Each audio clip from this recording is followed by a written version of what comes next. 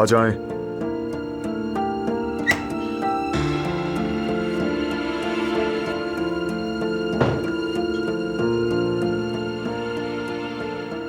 तुमने बुलाया था मुझे।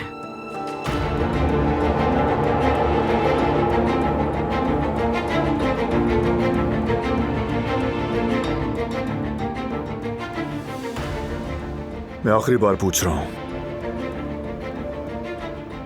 फायरिंग का हुक्म तुमने दिया? हाँ, मैंने ही हुक्म दिया था।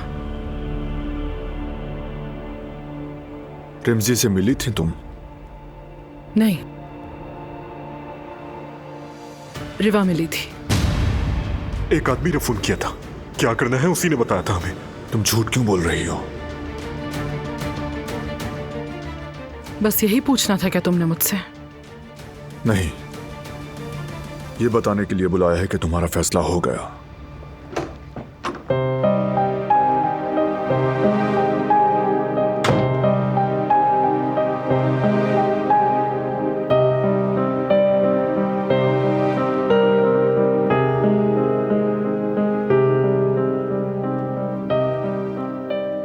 तुम्हें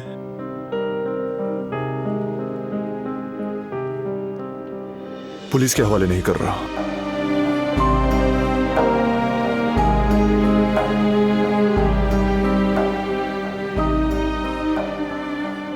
लेकिन यहां से जाना होगा।